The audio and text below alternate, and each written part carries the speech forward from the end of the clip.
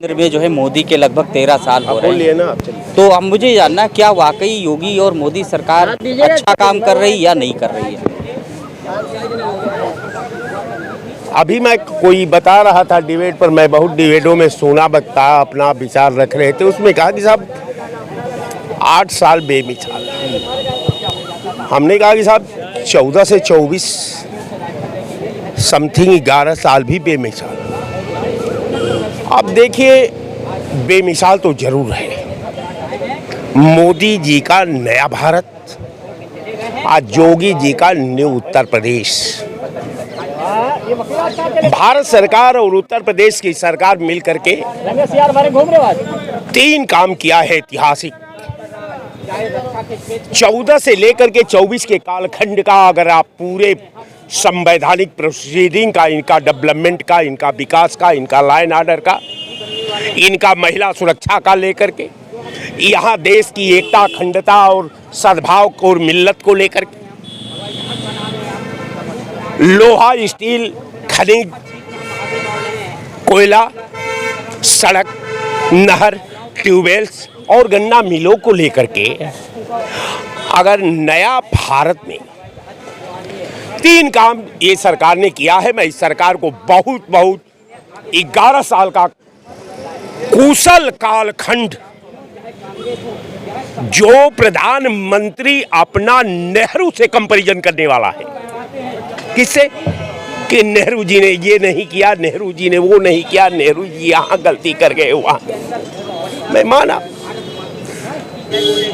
अब देखिए, 3 काम इन्होंने किया अपने पूरे कालखंड में। पहला, भाजपा का मंदिर योजना। दूसरा, भारतीय जनता पार्टी का कुंभ योजना।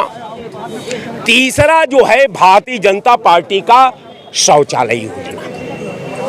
ये साहब 3 योजना जो है, मुझे बार बार ये दिमाग में मुझे परेशान करती है। मेरे जहन में बार बार यह अधिभार बन जाती है कि साहब ये 3 काम तो केवल मोदी जी ही कर सकते हैं। कभी मैं कंपैरिजन करने लगा एक बार कि साहब नेहरू जी ने तो 60 के दशक में इसरो का निर्माण करके तमाम बड़े बड़े बंधा, बड़े बड़े सड़कें, बड़ी बड़ी रेलवे लाइन का निर्माण करते हैं। लेकिन जो काम मोदी जी ने किया 14 से 24 के कालखंड में, वो काम तो नेहरू जी ने किया नहीं। वो तो 60 के दशक में, जब पूरा भारत नंगा, भूखा और पीड़ा से कराह रहा था, तो भारत इसरो का निर्माण करता है 60 में। आज जब 24 में, जब पूरा भारत के देह पर वस्त्र है, सब लोगों को रोटी भी मिल जा रही है, रहने के लिए सड़क से लेकर के छप्पर तक मुहैया हो गया है, उस कालखंड में आदरणीय मोदी जी ने जो व्यवस्था की है मंदिर का, शौचालय का, अब इन लोगों का सरकार का लॉ एंड ऑर्डर में पार्लियामेंट पर हमला हो जाता है, पुलवामा पर हमला हो जाता है, कारगिल पर हमला हो जाता है। ये इनका लॉ एंड ऑर्डर है। ये मजबूत भारत की बात है।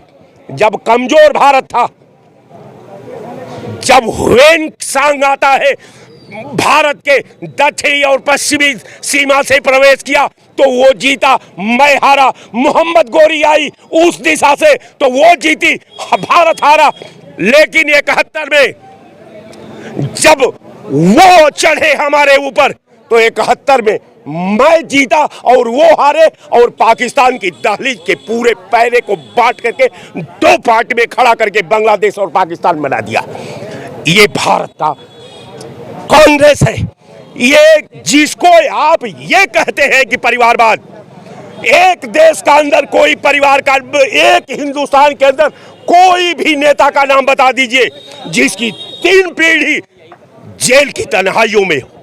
जिस जेल की तन्हाइयों में उस पीढ़ी का एक लायक डिस्कवरी ऑफ इंडिया लिखता है, और डिस्कवरी ऑफ इंडिया पर हमारे वर्तमान प्रधानमंत्री जी फोटो खिंचवाते हैं। ये वो परिवारवाद है, ये वो व्यवस्था है। लेकिन अब नया भारत है साहब, जोगी जी का, मोदी जी का नया भारत 2 किलो गेहूं 3 किलो चावल पर। आप इनसे स्टील प्लांट पर बात मत करिए, आप इनसे माइंस पर बात मत करिए, आप इनसे लोहा फैक्ट्री पर बात मत करिए, आप इनसे लॉ एंड ऑर्डर पर बात मत करिए, आप इनसे महिला सुरक्षा पर बात मत करिए, आप इनसे देश की एकता अखंडता पर बात मत करिए। इनसे केवल भक्ति पर बात करिए, इनसे गंगा जल पर बात करिए, इनसे राम पर बात करिए, इनसे सनातन पर बात करिए और पूरा देश को काबुल और कंधार में ले जाकर के छोड़ दीजिए। यही भारतीय जनता पार्टी का प्लानिंग है। जय हिंद।